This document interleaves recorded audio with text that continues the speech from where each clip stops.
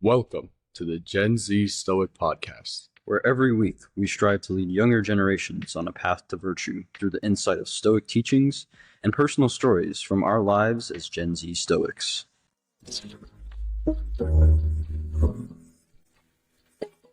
Welcome to this week's episode of the Gen Z Stoic Podcast. I'm your co-host, Ren. This is Mateo, and let's get right into this week's episode, which is on the Stoic concept around kindness, niceness, politeness, whatever you want to call it. We will go over later how kindness and niceness are two distinctly different things and cover the Stoic opinion of both of these. But with that being said, we can start today by saying that one of the biggest leaders in terms of the school of Stoicism around kindness is Marcus Aurelius. He writes extensively about kindness, the qualities that you need to exemplify kindness and its importance within your life, which, as you can see, is the overall Stoic perspective. So when we look at Stoicism, right, there's the four cardinal virtues. We look at the virtue ethics. You've got courage, wisdom, justice, temperance.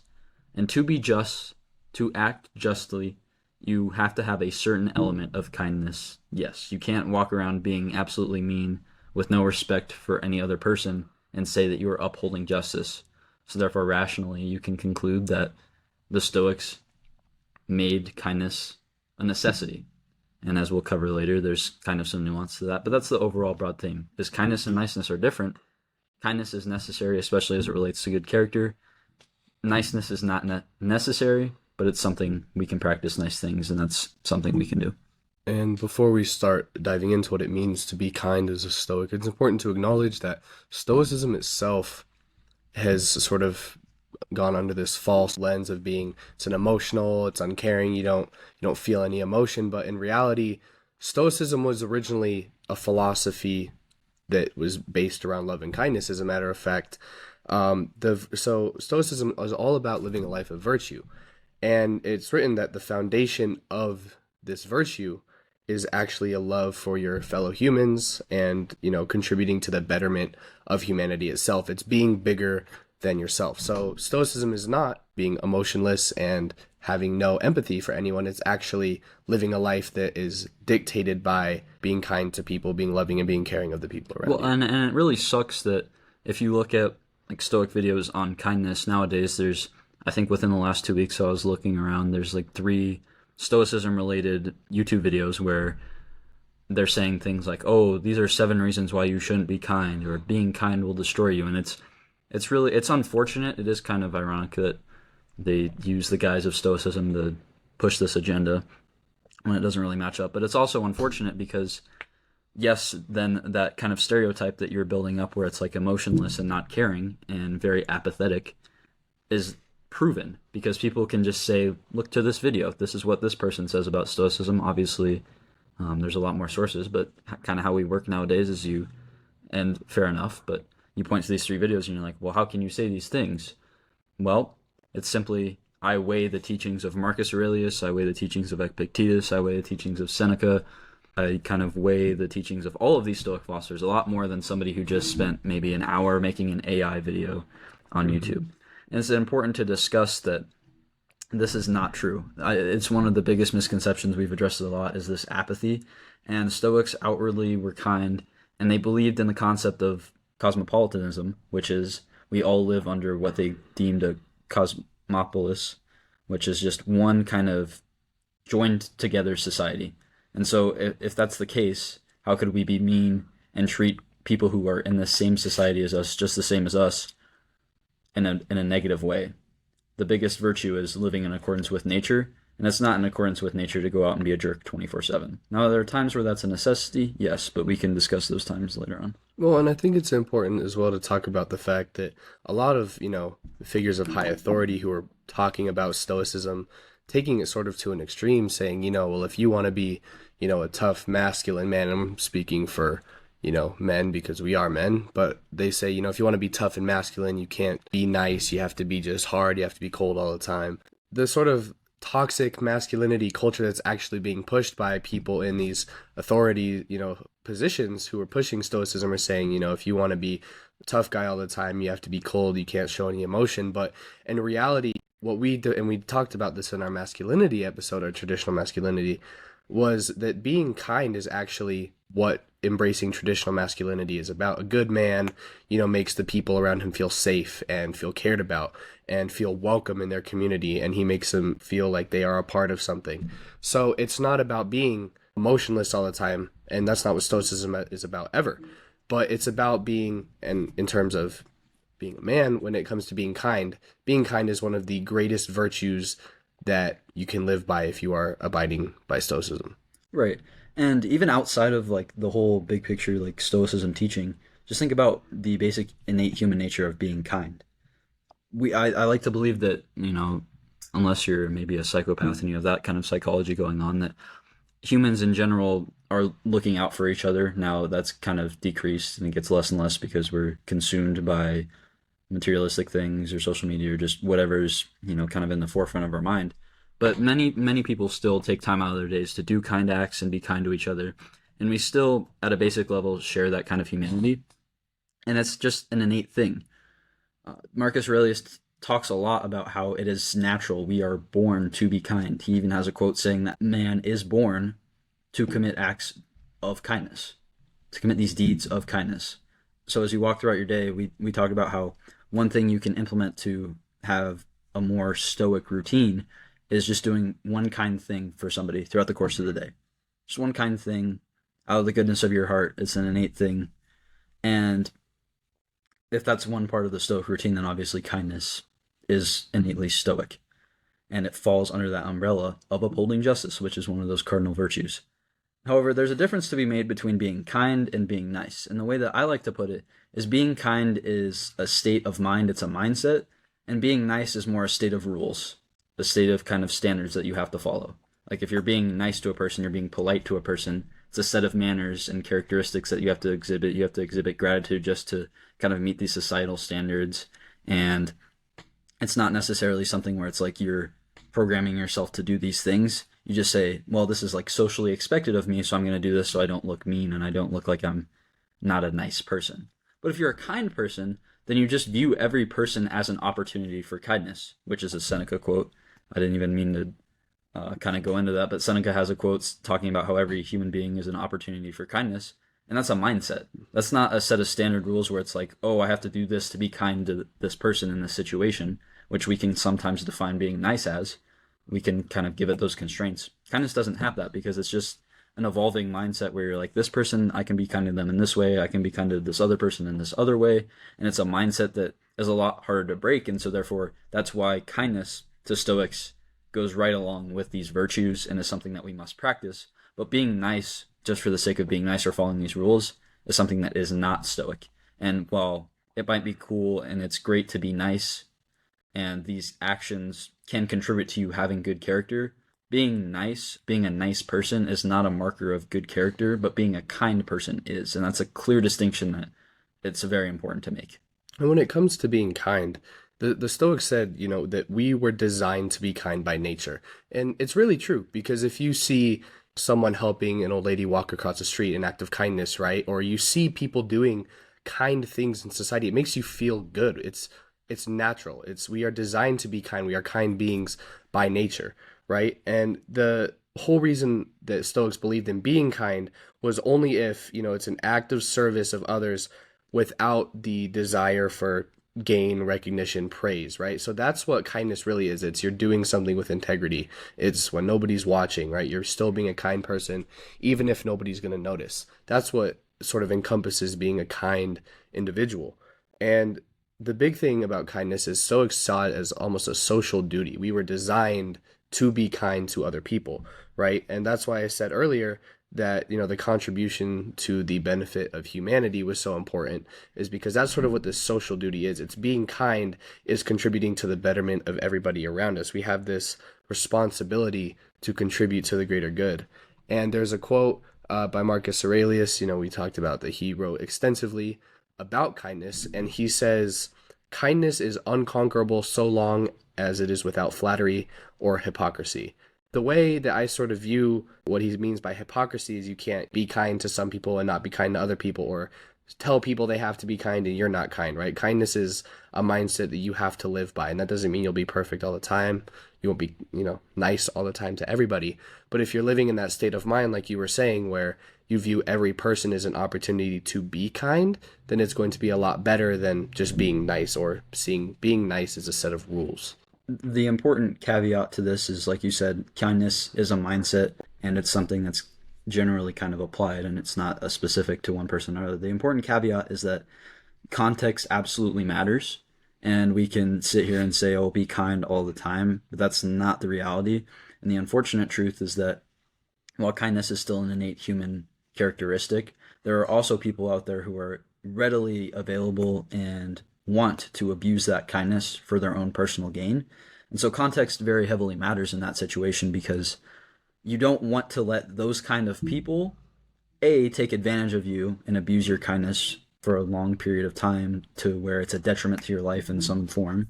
And B, you don't want to let those people's actions, or even if somebody, you do a kind act for somebody and they don't appreciate it, or they treat you poorly, or they don't even perceive it as a kind act, you can't let it kind of damage your mindset. Just as, if you have a setback in another arena of your life, you can't let that say, oh, I'm going to give up working on that area. It's not how life works. You're always going to have setbacks. And someone not even appreciating your kind act isn't even a setback. Because, like you said, I really like that you mentioned about the feeling that being kind gives us, that feeling of happiness. There's actually a study released where I think it's 23% people who exhibit kindness frequently and do kind acts frequently have 23% lower cortisol levels within their brain, which cortisol is the stress hormone. So these people are much less stressed, and as a result, they probably live longer. And that's just from simply doing kind acts. So I'm really glad you mentioned that, because that's an important, just, if these do such wonderful things for your physical health and your mental health, then obviously they're things that you need to practice, and you would be a fool for not doing whatsoever.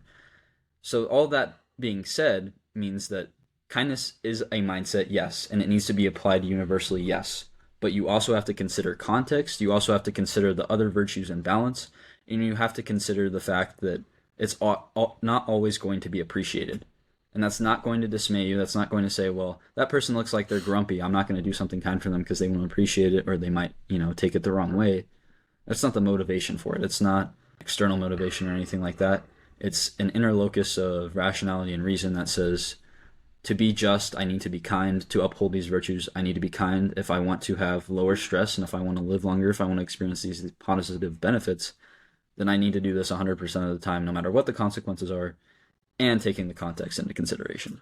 And the thing that you mentioned that stuck out to me was that, not everybody is going to appreciate what you do, and you may still be very kind to people and they may still treat you very poorly. The way to deal with that stoically is Stoics understand that they are only truly in control of their own thoughts and their own mind. So if someone, lashes back out, regardless of if you have been kind to them or not, that is not in your control. But what you can do is continue doing what is right and what is just, and that is being kind and essentially being devoted to the service and harmony of all. And that sort of goes back to the cosmopolitan idea, right? Is living in this, cosmopolis. It's sort of the cosmopolis and capital N nature sort of go hand in hand, because Stoics see capital N nature as being this thing that binds us all together, that makes us all alike, that puts us all on this level playing field, right?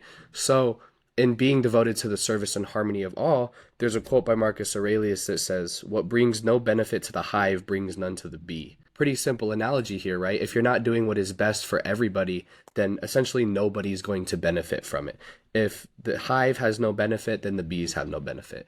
So having this mindset of doing good for more than just yourself is going to benefit a lot more people than if you just do good by yourself. Kindness is an interesting thing, because there are times where you have to be very stern when you make a point. There are times where you have to be very gruff, right? And so you're saying, well, how can I be kind all the time? You can't. And you mentioned that earlier. It's not, feasible to be kind all the time. But there's a difference between being kind and being absolutely rude, right? You can be firm, you can be gruff and make a point and get to the point without being disrespectful or being rude to somebody else or what would be unkind, right? You can still be a kind person, but be stern and get your point across. Those two are not mutually exclusive. Yeah, and I think that factor of it's not a universal truth that you always have to be kind to be virtuous. I think that's one of the reasons why it's not a virtue. People look at the kind of cardinal virtues and they say, well, kindness is such this crucial aspect to life and being nice and interacting with other people. Why isn't it one of these cardinal virtues? It's because it's something that is dependent on context and perception, and like you said, is not necessarily always under our control. Being courageous is always under our control. Regulating ourselves, temperance, emotionally, and with what you partake in, it's all internal. So that's why kindness is not one of those virtues. But that doesn't, again, necessarily mitigate its importance to the Stoic school of philosophy. But like you said, there's times where you do need to be firm. There's times where you do need to be just brutally honest, and you may need to be just blunt about something. I always use the example when I discuss kindness with people about if you have a friend who is doing something terrible, or they're in a really toxic relationship that's clearly hurting them, and they ask you for your advice, are you going to tell them what they want to hear or what they need to hear? The Stoic thing, the kind thing, would be telling them what they need to hear. But maybe the nice thing is telling them what they want to hear.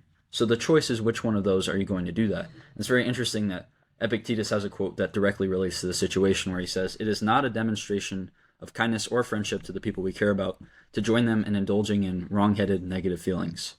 We do a better service to ourselves and others by remaining detached and avoiding melodramatic reactions." Now, I worry that that remaining detached part might say, oh, well, that just leads to you being antisocial, and how can you be kind if every time somebody is partaking in negative feelings, you just avoid them? That's not necessarily what I think the message is here. It's not joining them in, if they're doing something negative, that activity or that mindset.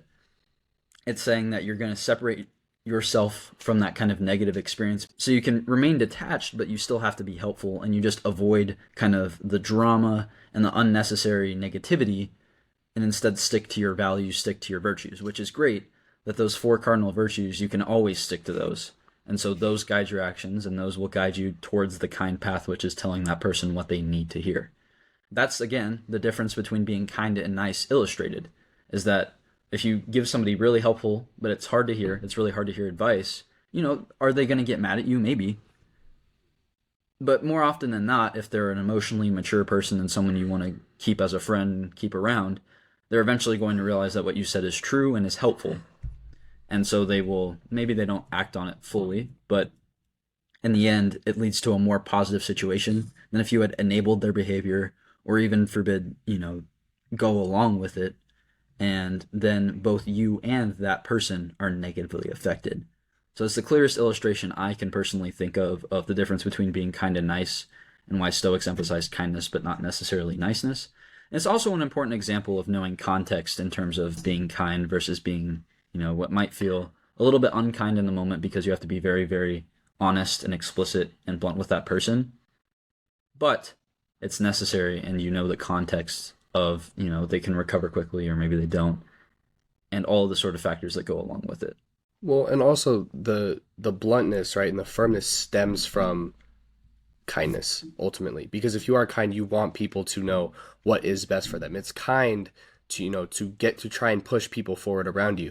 So if the only way that you can do that is to be firm, you may not be being kind necessarily in the moment, but it's still stemming from a place of kindness because you want what's better. Now, I noticed that you talked about the four cardinal virtues of Stoicism. So this is interesting. Seneca has a quote on kindness, and that it sort of shows how being ungrateful and indifferent towards kindness is sort of going against these cardinal virtues. So Seneca says, "He is grateful who denies that he has received the kindness which has been bestowed upon him. He is ungrateful who conceals it. He is ungrateful who makes no return for it. Most ungrateful of all is he who forgets it." So that first part, right, where he says, who denies that he has received a kindness which has been bestowed upon him, that's ignorance. And the opposite of wisdom, in my opinion, would be ignorance, right? So you're ultimately, if you're being ungrateful and saying that you have not been treated kindly, you're being ignorant. And then he says the most ungrateful of all is he who forgets it. right? That's the biggest ignorance of all, is you're saying, people can be kind to me, but I'm so stuck within myself that I can't be kind to anyone else. That's sort of the problem, I guess, today. And it's pretty prominent as we see our generation sort of growing up sort of in their own bubble, concealed, confided, away from, being social. Like social media, there's nothing social about social media. As a matter of fact, it's very, very isolating. And so when we're in person, when we're on a screen, it's very easy to be unkind to people because we're hidden by something. But in person, being kind will always, prevail to be the best option. You see people in person being kind to each other. You'll never see people saying stuff that they would say on social media in person, because that's just not how the world works. What is social is being around each other and being kind to each other. And if you are the only person being kind in a group of 1,000 people, the Stoics would argue that that's still correct. And it plays into the selfishness narrative that I think surrounds kindness, especially today, where if we give an act of kindness, then we expect in some sort of karmic way to receive an act of kindness or be really appreciated for it or be compensated for it, but to be recognized. And the art of doing kind acts that go unnoticed is kind of underappreciated now. And I think this selfishness is rooted a lot in ego, which is the antithesis of Stoicism. Stoicism preaches a lot, of self-confidence and building up these habits of self-esteem, but there's never a mention of being egotistical or having a huge ego. And people who are kind to be rewarded, to be recognized, want their ego fed. That is the root of why they are doing these things, is they want that attention, they want that compensation, they want some part of themselves to be fulfilled. This is the wrong way to approach the situation when it comes to kindness. You don't go into, being kind because you want to be fulfilled. You do acts of kindness because they make you feel fulfilled. So you are doing these acts because internally you feel some sort of way, not because there are these external factors that reward you for doing these kind of things, which makes a lot of sense, correct? You talked about dichotomy of control. You mentioned that a lot. We don't want things to be external. These are not what drive us. It has to be based on our morals, our cardinal virtues, and the sense of fulfillment. So you need to establish that first so that it's a sense of selflessness when you're doing these kind of acts, not selfishness. And people might say, well, again, look at these videos where it's very individualistic and it's driving you to say this is going to put you ahead, and, not being kind saves you from being taken advantage of. And I would say that, sure, are there going to be people who, if you're doing these things and being kind makes you feel really fulfilled, so you go out and do a lot of these acts? Are there going to be people who see that and try and take advantage of that? For sure, 100%. But you just have to be smart enough to realize that, hey, this person is taking advantage of me, so I'm going to detach myself from them. That's a proper moment for detachment. That's a proper moment for apathy. So all it takes is a slight little bit of wisdom, which is why we say that there must be a balance of these cardinal virtues when you are practicing kindness. Because it's not just enough to say, I'm going to treat everybody kindly and fairly because that's what's just. No, some person's going to see that and say, wow, I can rob this person. They trust anybody. Don't put yourself in that situation, and all that requires is a little bit of wisdom. And also, it takes wisdom to understand that if you are in a situation where someone is trying to take advantage of you because of how kind you are, one, you understand it's merely a projection of their internal state, right? The reason that someone would want to take advantage of you is because there is something going on within them that is causing them to do that. It's not your fault. That's within them. But also, you're right. You wouldn't want to willingly put yourself in a situation where, people are going to try and take advantage of you. That does take wisdom. Also, stoically, you understand that if you are surrounded by people being unkind, you know that the best revenge is to be unlike the enemy, right? And I told somebody this quote the other day, and they said, well, I wouldn't consider people my enemies. Well, it's not literal enemies. It's merely people who are just sort of opposing you and who may be acting in the opposite way, right? Who are doing things that you do not want to do. Something else that coincides directly with kindness is gratitude. So the more gracious you are as a person, the easier it is to be kind. And like you mentioned with ego, the more, egocentric you are, focused only, tunnel vision on yourself, it's very hard to be grateful. And if you're ungrateful about almost everything, you can't be kind. Kindness stems almost directly from gratitude. Or you could argue it's the other way. Your gratitude stems from being kind all the time. But I would say, gratitude is sort of the foundation of kindness itself, because if you can really appreciate everything around you and be glad and be gracious, then it's a lot easier to project that, emotion, that feeling out onto other people by being kind and giving something, for other people to be gracious about. The more you are kind to other people, the more people have something to appreciate, to look forward to. And the Stoics talk about reputation, how it's something that you cannot control, but the one thing that you control, that you can control, is having the reputation of being a kind person. If you're known for just being a jerk in the workplace or, wherever, that's your own fault. But if you're known for being a kind person, that is something that you can control. Going around, every day attempting to be as kind as possible, as much as possible, while also, having a bit of wisdom and understanding that there's certain situations where you have to act accordingly.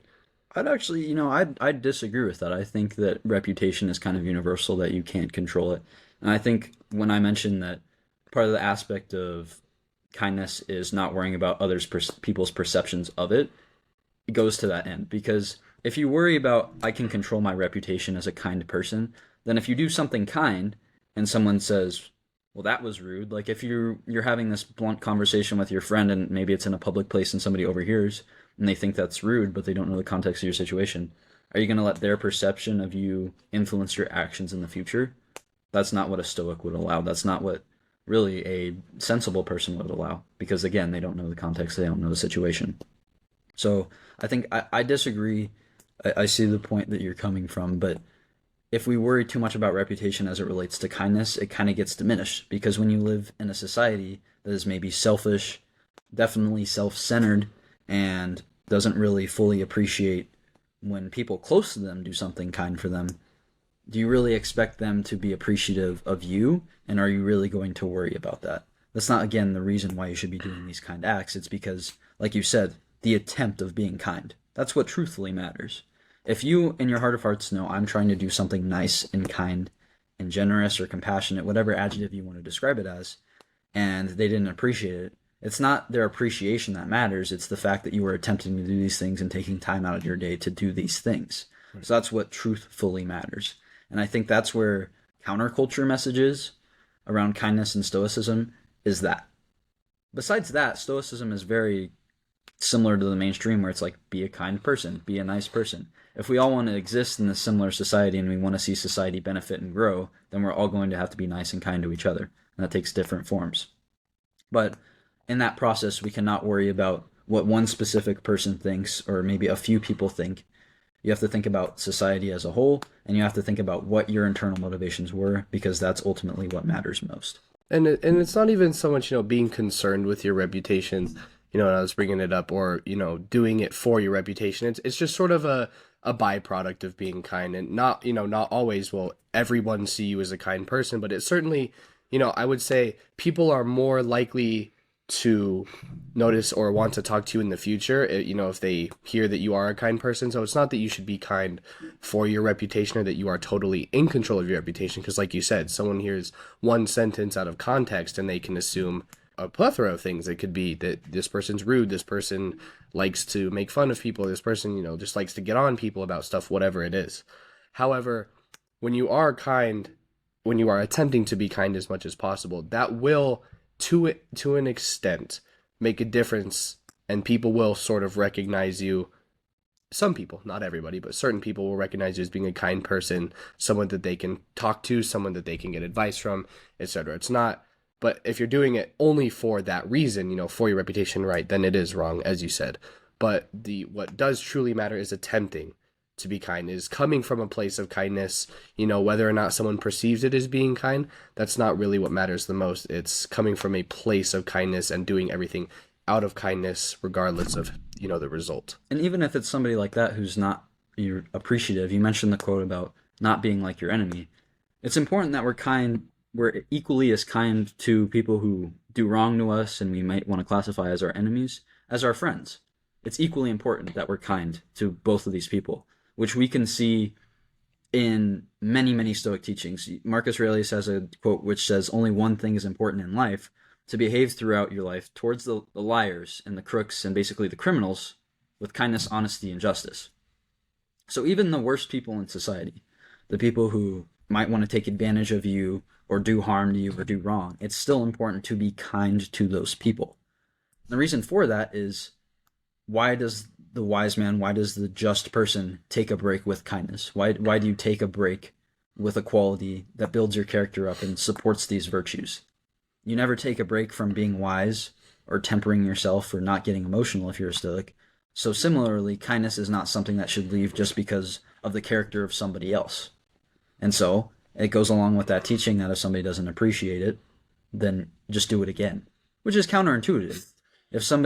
If you do something nice for somebody, something kind, and they don't appreciate it, and most people would throw up their hands and say, I'm not doing that for them again. They don't appreciate it. It's not the right mindset to have. We can't exclude these qualities from anybody in our lives. So the best course of action is to continually do that kind act. And in the process, maybe you educate them or you change their mindset a little bit so that you improve their lives by continually being gracious and kind. And that's the ultimate goal, is education through kindness. We can't, I talked about in one of my Stoic readings how we can't approach philosophy and teaching philosophy as superior and inferior and teaching down and always just trying to improve other people. But what we can do is be kind and be understanding. Now, we don't necessarily want to join in people's bad habits, bad feelings, negative feelings, all of these things. We don't want to join in with them, but we do want to be empathetic. We do want to understand, and we do want to motivate and educate them if the situation allows for it.